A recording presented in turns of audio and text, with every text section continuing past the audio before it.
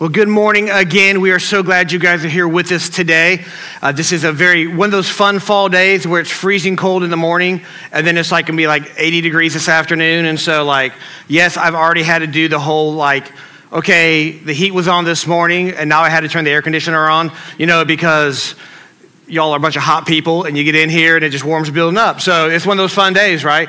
And so today is gonna be special too, because we had baptism this morning. I love baptism. Great, it's awesome that you got baptized. I want to let the rest of you know, if you've been thinking about getting baptized, there's water right there, it's ready to go. And you're thinking, well, that's great, but I don't have what I need. That's okay. We have everything you need. And when I say everything, I mean everything. All right, we got shirts, shorts, undergarments, hair dryers, curlers. We got everything you need to get yourself looking prim and proper again. So if that's something you're like, hey, I want to get baptized today, not a problem. At the end of the service, just head to that back door and we will get you situated and we'll baptize you after the last song. You're like, well, I need a little bit more time than that. That's cool, because not next Sunday, but the Sunday after November 3rd, we have another baptism schedule. So you're thinking, well, I don't want to do it today. That's fine.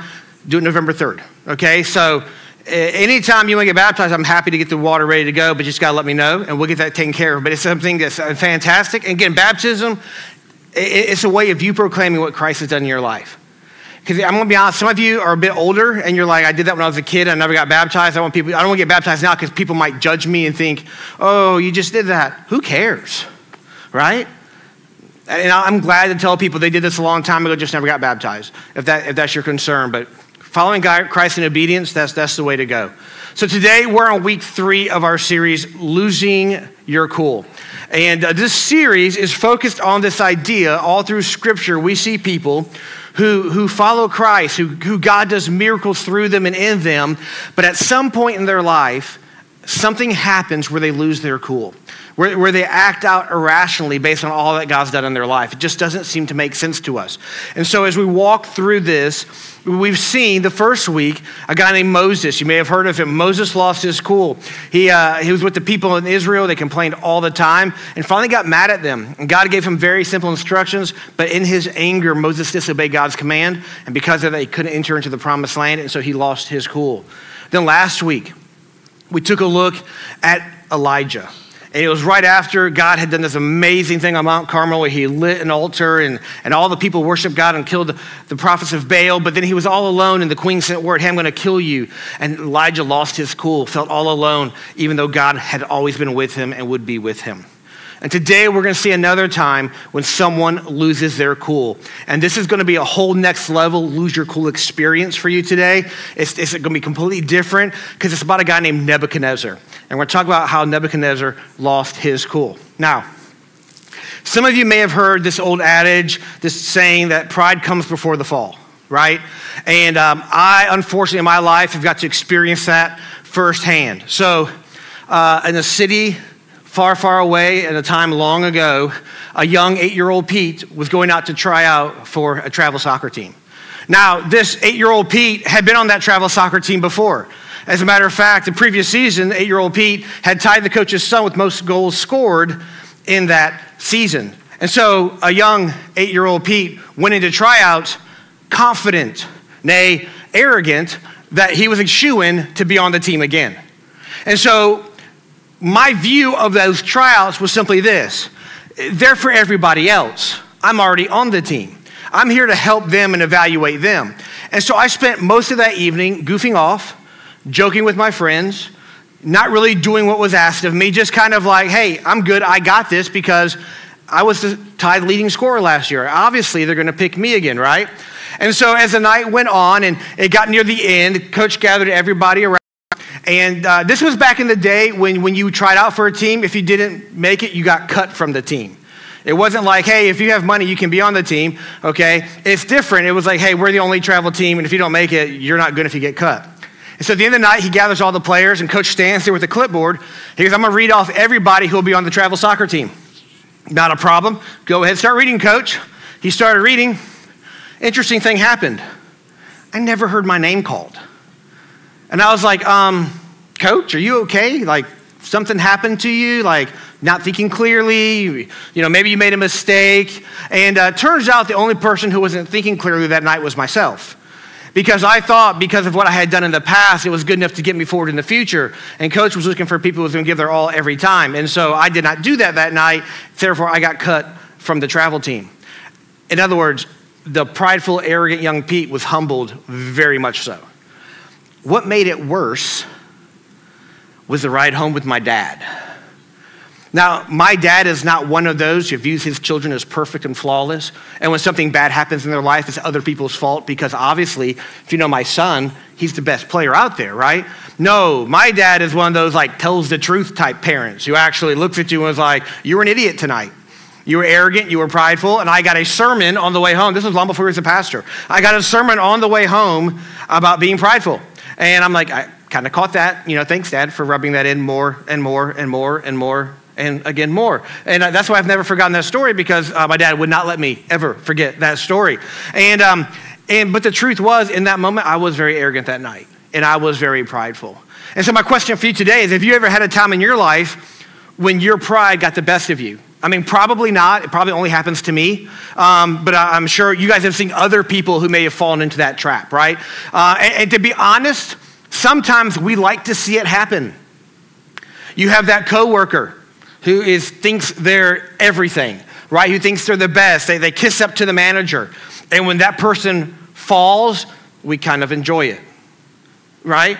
I mean, when we have a competing team, or maybe someone who's our arch enemy in school, and they make a mistake and they fall, we rejoice in their failures, right? And so pride kind of creeps in, and we like to see other people who are prideful fall from that.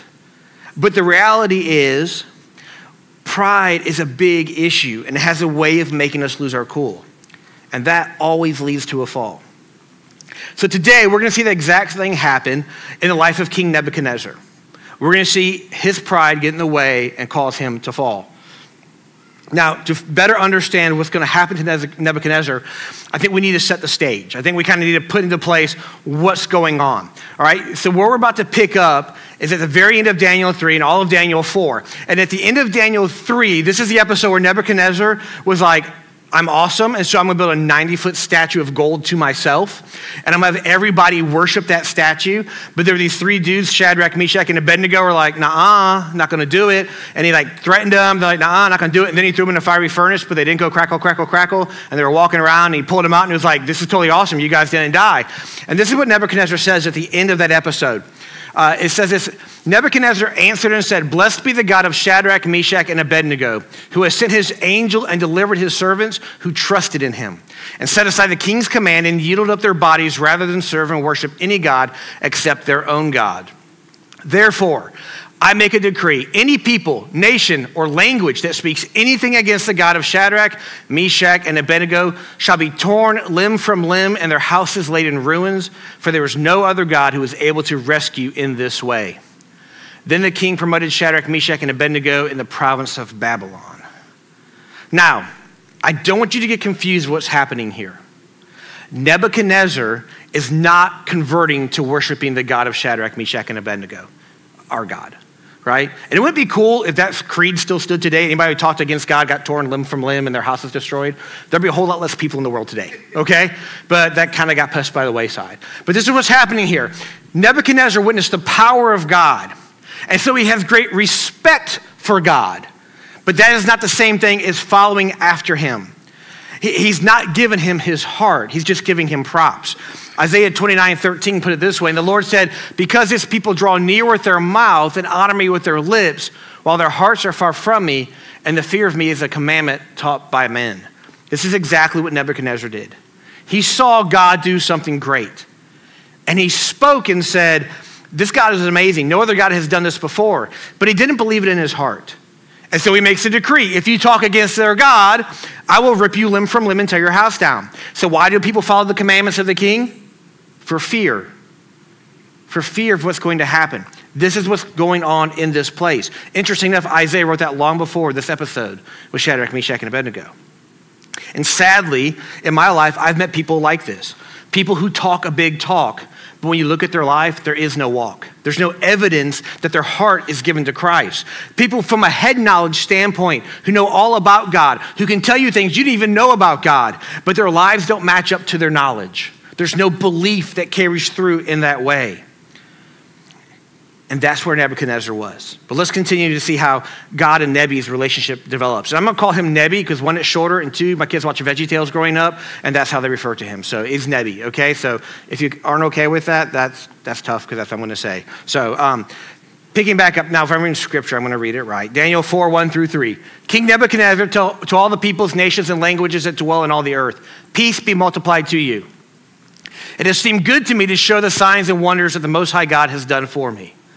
How great are his signs, how mighty his wonders. His kingdom is an everlasting kingdom, and his dominion endures from generation to generation.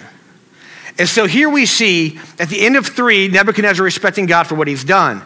And now as this respect for Nebuchadnezzar pays more attention to God, the God of Daniel, Shadrach, Meshach, and Abednego, he begins to see things differently. And God is working on his heart. And so we're seeing things happen with Nebuchadnezzar that he's kind of promoting God, but at the same time, still not fully there. He's still not really connecting completely like he's supposed to go. He's journeying that way, but he's not yet there. And then in verses 4 through 9, we see this. I, Nebuchadnezzar, was at ease in my house and prospering in my palace. I saw a dream that made me afraid. As I lay in bed, the fancies and the visions of my head alarmed me. So I made a decree that all the wise men of Babylon should be brought before me, that they might make known to me the interpretation of the dream. Then the magicians, the enchanters, the Chaldeans, and the astrologers came in, and I told them the dream, but they could not make known to me its interpretation. At last Daniel came in before me, he who was named Belteshazzar after the name of my God, and in whom is the spirit of the holy gods. And I told him the dream, saying, O Belteshazzar, chief of the magicians, because I know that the spirit of the holy gods is in you, and that no mystery is too difficult for you, tell me the visions of my dream that I saw and their interpretation. So like I told you earlier, Nebuchadnezzar had great respect for God, but he had not placed God as Lord of his life yet. And here's how we can see that happen, right? He has a dream. It bothers him. Who does he call? Not the Ghostbusters. He calls somebody else. Who does he call? He calls in the magicians, the enchanters, the Chaldeans, the astrologers. In other words, he's calling in everybody who's going to try to explain from a worldview a God situation. And when anytime you take a worldview into a God situation, you know what's going to happen? Nada. You're not going to get anywhere. It's bigger than that view. And so finally, he calls in Daniel. But notice when he calls in Daniel, what does he say? I know that the spirit of the little gods, little g gods, is in you. He has not recognized there is a singular, multi-powerful, big G God, right? The OG God. That is who he's not yet referring to. He says, Daniel, you have the spirit of all these little gods in you, so I'm going to go to you because maybe you can tell me what's happening here. So Nebi tells Daniel his dream. Picking up in verse 10. The visions of my head as I lay in bed were these. I saw and behold a tree in the midst of the earth, and its height was great. The tree grew and became strong, and its top reached to heaven, and it was visible to the end of the whole earth. The leaves were beautiful, and its fruit abundant, and it was in food for all. The beasts of the field found shade under it, and the birds of the heavens lived in its branches, and all flesh was fed from it. I saw in the visions of my head as I lay in bed, and behold, a watcher, a holy one, came down from heaven. He proclaimed aloud and said thus, chop down the tree and lop off its branches, strip off its leaves and scatter its fruit. Let the beasts flee from under it and the birds from its branches. But leave the stump of its roots in the earth, bound with a band of iron and bronze, amid the tender grass of the field.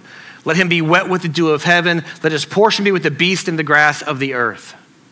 Let his mind be changed from a man's, and let a beast's mind be given to him, and let 7 periods of time pass over him. The sentence is just by the decree of the watchers, the decision by the word of the holy ones, to the end that the living may know that the Most High rules the kingdom of men and gives it to whom he will and sets over it to the lowliest of men. This dream I, King Nebuchadnezzar, saw, and you, O Belteshazzar, tell me the interpretation, because all the wise men of my kingdom are not able to make known to me the interpretation. But you are able, for the spirit of the holy gods is in you. Now, like most dreams, they're way out there, right? Dreams don't make sense. Because in a dream, you're driving a car, and next thing you know, you're in your living room, right? And you don't have the connection between those two, right? Dreams are that way. And so Nebuchadnezzar has this dream, and he dreams it's this huge tree. Everybody's chilling under it. The tree's awesome. But then they come and cut the tree down. And it disturbs him. It bothers him. Now, most of us don't remember our dreams. You wake up in the middle of the night, you're like, I'll never forget this. And by morning, you're like, I had no clue, right? You forget things. But this dream, Nebuchadnezzar can't forget. It startles him because it seems disturbing to him. So he says, hey, I need someone to interpret this dream. So Daniel, I need you to tell me what's going on in this dream. And so Daniel is about to do exactly that. Pick him up in verse 19. Then Daniel, whose name was Belteshazzar, was dismayed for a while, and his thoughts alarmed him. The king answered and said, Belteshazzar, let not the dream or the interpretation alarm you. Belteshazzar answered and said, my Lord, may the dream be for those who hate you and its interpretation for your enemies. The tree you saw, which grew and became strong, so that its top reached to heaven and was visible to the end of the whole earth, whose leaves were beautiful and its fruit abundant, and in which was food for all, under which beasts of the field found shade, and whose branches the bird of the heavens lived. It is you, O king, who have grown and become strong. Your greatness has grown and reaches to heaven, and your dominion to the ends of the earth. And because the king saw a watcher, a holy one, coming down from heaven and saying, chop down the tree and destroy it, but leave the stump of its roots in the earth, bound with a band of iron and bronze, in the tender grass of the field, and let him be wet with the dew of heavens, and let his portion be with the beasts of the field, till 7 periods of time pass over him. This is the interpretation, O king. It is a decree of the Most High, which has come upon my Lord the king, that you shall be driven from among men, and your dwelling shall be with the beasts of the field. You shall be made to eat grass like an ox, and you shall be wet with the dew of heaven. And 7 periods of time shall pass over you, till you know that the Most High rules the kingdom of men and gives it to whom he will. As it was commanded to leave the stump of the roots of the tree, your kingdom shall be confirmed for you from the time that you know that heaven rules. Therefore, O king, let my counsel be acceptable to you. Break off your sins by practicing righteousness, and your iniquities by showing mercy to the oppressed, that there may be perhaps a lengthening of your prosperity. So Daniel is troubled by this dream because he knows immediately that it's against Nebi. And Nebi's like, listen, I can tell you're troubled. I don't care. Just tell me what it means, because I can deal with it if you tell me what it means. Now listen, even though Nebi is a foreign king, who has been a king of the enemy. He's a kingdom of the enemy of David's people. They conquered what was going on there. And so Nebi, even though he conquered Israel and all this stuff that happened, he isn't all that bad of a guy. And so Daniel interprets the dream, but here's the thing about it. He understands that just because Nebi's a bad guy doesn't mean he's a bad guy, right? Like, I know you were an enemy of mine, but you're turning into a pretty good king. So I'm going to give you some advice. Here's your interpretation, but here's some advice. Practice righteousness and mercy. In other words, as a king, show compassion and mercy. Show justice to everybody you rule, not just your own people, but all those people who you've defeated and have taken under you in your empire. Now, let me give you a quick history reminder here to understand what's going on with this empire. So we read about the Babylonians first in the Old Testament when Israel, who had been denying God ever since they broke off, was conquered by the Babylonian Empire. 70 years later, the Babylonians also took over the kingdom of Judah. So now all of Israel is under subjectude, all right? Now the Babylonians believed, hey, we're going to take these people from where we captured them and move them to other lands, and then we're going to move other people to their lands. The whole idea was this: if we move people around, mix up the languages, they can't really communicate with each other, there won't be an uprising. But we're going to leave a few people from the area because they know where the water is, they know where the good fields are, so they're going to tell other people how to do the crops. And so this was their thing. This is why Daniel, Shadrach, Meshach, and Abednego ended up in the capital city of Babylon, because they took the wisest people with them. But they were all about scattering people. Now, somewhere between the time of Daniel in the lion's den and Shadrach, Meshach, and Abednego, the Medes and Persians had come in and conquered Babylon.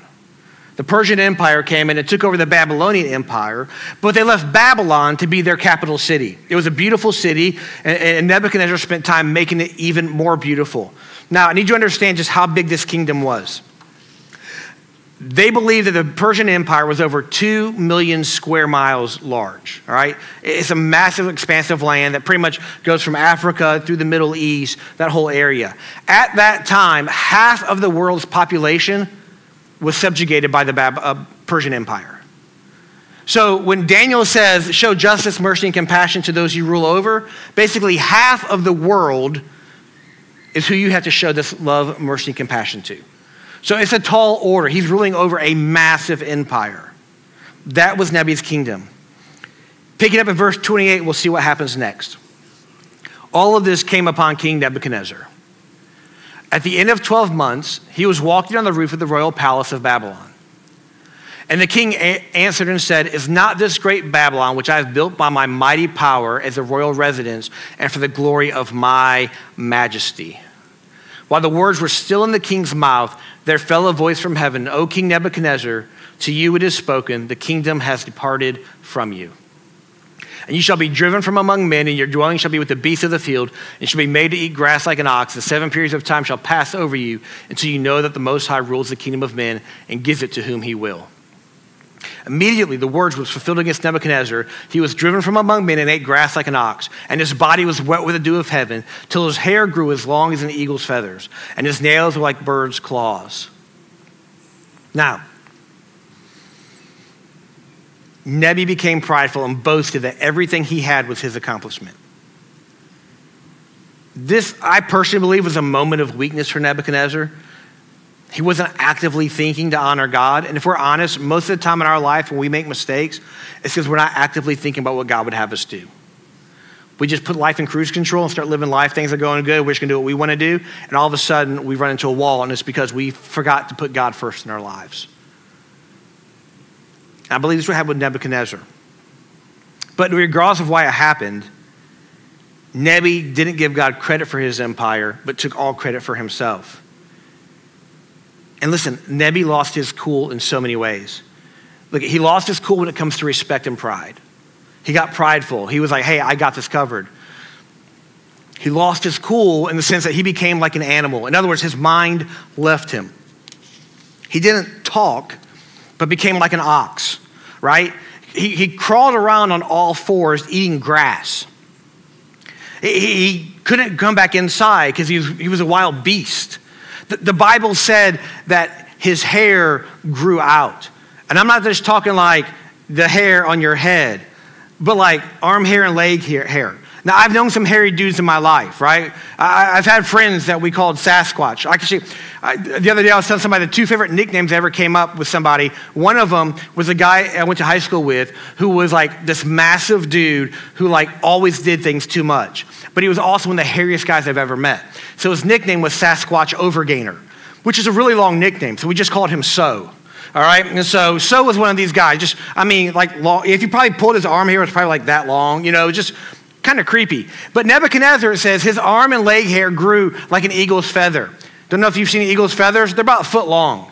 So can you imagine meeting a guy whose arm hair is a foot long, whose back hair is a foot long? I know you guys are like, that's gross, right? But hey, it's reality, right? This dude, Cousin It probably got his inspiration from Nebuchadnezzar at this point, right? Dude was just covered in hair, like a Shetland cow, right? Dude was just covered in hair. He walked around on all fours. His fingernails grew out, kind of like some of those people who check you out at the store who, can't check you out because their fingernails are super long. That was Nebi's fingernails, right? And he's crawling around eating grass for a period of 7 times, which they believe is 7 years.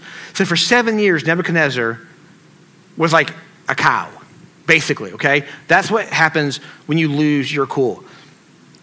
Can you imagine if you were the guard put on like Nebuchadnezzar duty? You'd have to almost be a shepherd to be his guard because the dude's just crawling around doing everything that an ox does, right? But he's still your king. He's the king, so you got to follow him around, make sure no harm comes to him. But like, how do you respect a king after that? Like, hey, remember that time you were crawling around off horse eating grass for 7 years? Yeah, that was awesome. All right, so this is Nebuchadnezzar's state and his purpose, right? He's a livestock animal. But thankfully for him, this was a temporary punishment. Picking back up in verse 34, it says this. At the end of the days, I, Nebuchadnezzar, lifted my eyes to heaven, and my reason returned to me. And I blessed the Most High and praised and honored him who lives forever. For his dominion is an everlasting dominion, and his kingdom endures from generation to generation. All the inhabitants of the earth are accounted as nothing, and it is according to his will among the hosts of heaven and among the inhabitants of the earth, and none can stay his or say to him, what have you done? At that time, my reason returned to me, and for the glory of my kingdom, my majesty and splendor returned to me. My counselors and my Lord sought me, and I was established in my kingdom, and still more greatness was added to me. Now I, Nebuchadnezzar, praise and extol and honor the King of heaven. For all his works are right, and his ways are just, and those who walk in pride, he is able to humble. So apart from this being a crazy story that you may not have known was in the Bible, that a dude turned into an animal for like 7 years, like, what in the world does that have to do with us, right? Like, great story, but I don't foresee any of us crawling around this afternoon eating grass in our front yards, right? So, like, this really doesn't apply to my life. Like, how does Nebi losing his cool, acting like a cow really impact me in 2024? And I believe this story has a lot to do with us because aside from the consequences that Nebuchadnezzar faced, the cause is something that all of us struggle with, and that is pride. C.S. Lewis said this, there's one vice of which no man in the world is free, which everyone in the world loathes when he sees it in someone else, and of which hardly any people except Christians ever imagine they are guilty themselves. There is no fault which makes a man more unpopular, and no fault which we are more unconscious of in ourselves. The vice I am talking of is pride. In the case of Nebi, and often with us, pride is about lost perspective. Pride is about putting perspective on the wrong things in your life. We lose perspective of who God is and who we are in relation to him. And in the case of Nebuchadnezzar, in the case of us oftentimes, we put ourselves in the place of God. I'm a self-made man. I did this all by myself. I got where I am by my hard work. Really, God had nothing to do with any of that? That's what Nebuchadnezzar stepped into. Continuing, C.S. Lewis says this, as long as you are proud, you cannot know God. A proud man is always looking down on things and people. And of course, as long as you are looking down, you cannot see something that is above you. When you think the world revolves around us, when we think, hey, I am all that there needs to be, people, that is pride. And that's pride that's taken deep root into our hearts. Lewis again says, pride gets no pleasure out of having something, only out of having more of it than the next man. It is the comparison that makes you proud, the pleasure of being above the rest. And this is what happened to Nebi, right? He looked and said, this is the greatest kingdom to ever be, and it's all because of me. I have the best kingdom. My kingdom is better than yours. See, having things is not bad. Having a nice car is not bad. Having a nice house is not bad. Having a nice, well-behaved family is not bad. But when you begin to compare that to other people's, my family is better than your family. My house is better than your house. My car is better than your car. That's pride. And that's what we fall into, comparing. It's not that just I have this, I have to have more of this than you. So when someone you work with gets a raise and you don't, your pride steps in and says, I deserve a raise too. What about being happy for somebody? No, it's a competition. I have to be there too. I have to have that too. I want. Pride kicks in. Nebi praised himself and boasted about his kingdom, and he was humbled. But that's not the end of the story. And the good news for us today, like it was for Nebi back in that day, is that God uses pride and humbling for our benefit. You see, Nebuchadnezzar finally admits that only one kingdom will last forever, God's kingdom. Nebuchadnezzar finally understands exactly who God is. He humbled me and broke me down, but because of that, I get to see who God is. And humility is the key to being in a relationship with God. Proverbs 3:34, right? Toward the scorners he is scornful, but to the humble he gives favor. James 4:10, humble yourselves therefore before the Lord, and he will exalt you. But I also want you to see this. Nebuchadnezzar also shows us that no pride is too monstrous to disqualify us from receiving the grace of God. When it comes to pride, Nebi's one of the few people in the Bible who kind of takes the cake, right? Like, I'm going to build a 90-foot gold statue to myself and make everybody worship it because I'm that cool, because I'm that much better than everybody else. And then, hey, I built this entire kingdom all by myself. Man, you know that king never did anything. He told generals to go out and fight other people and take over their lands. He came cruising in his caddy a little bit later and was like, hey, I got this. This is mine. But it's all about me. It's all about what I did. See, he's super prideful, but God said, I can even use that for good. Nebi shows us that those who humble themselves will be lifted up by God. Listen, God is so committed to us understanding humility that this is the exact model that Jesus followed himself. You see, God in Jesus humbled himself.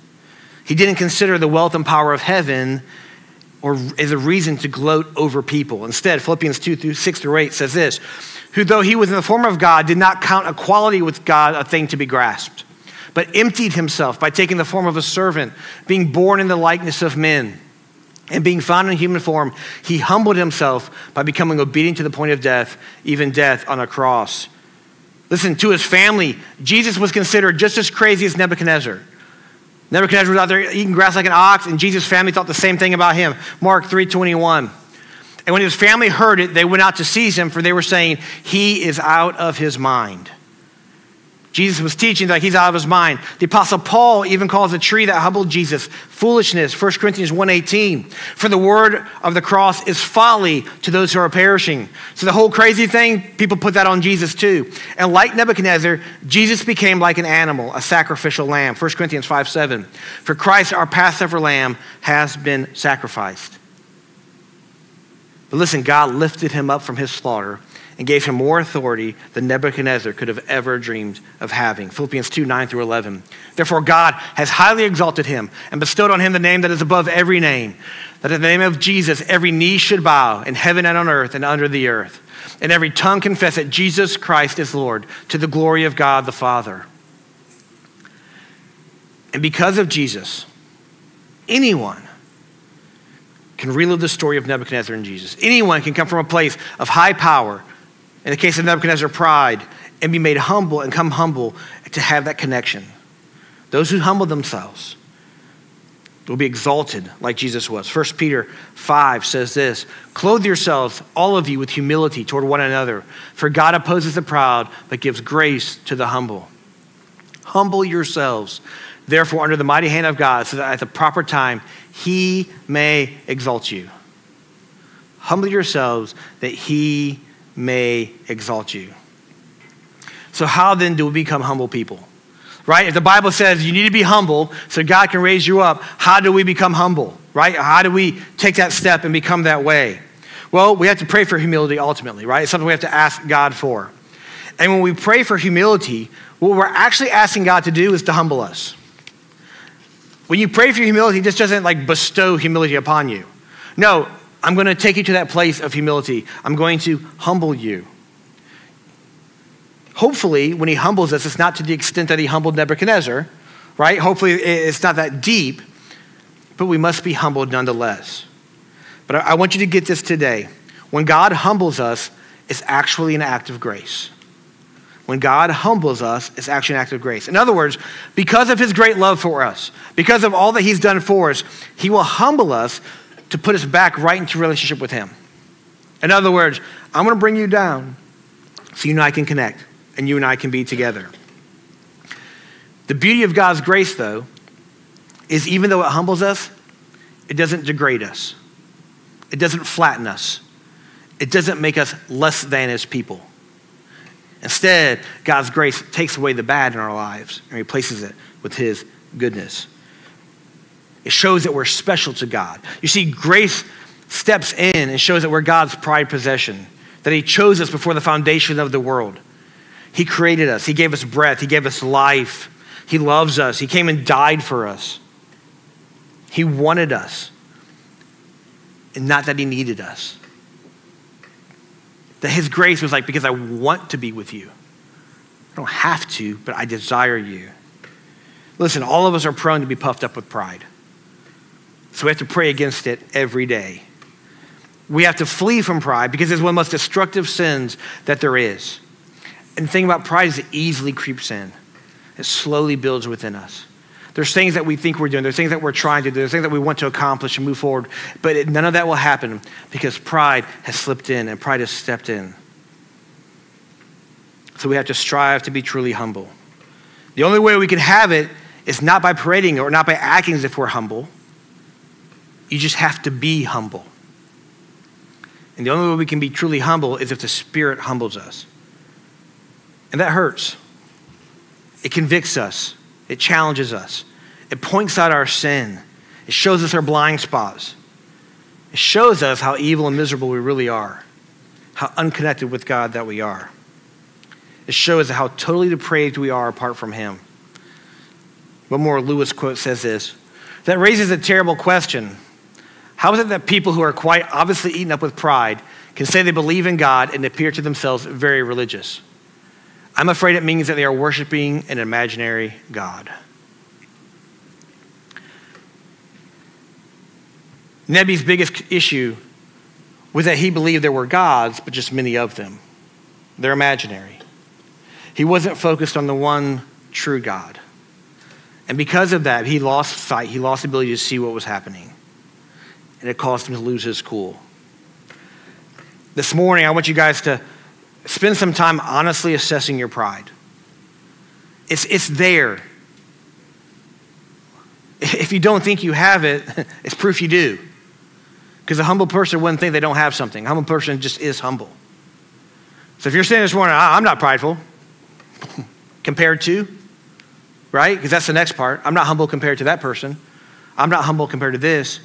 I'm not humble. No, you have got to be recognizing the fact that we have that problem, we have that need to recognize that we need Jesus. And not just as our Savior, but you need Jesus as Lord of your life.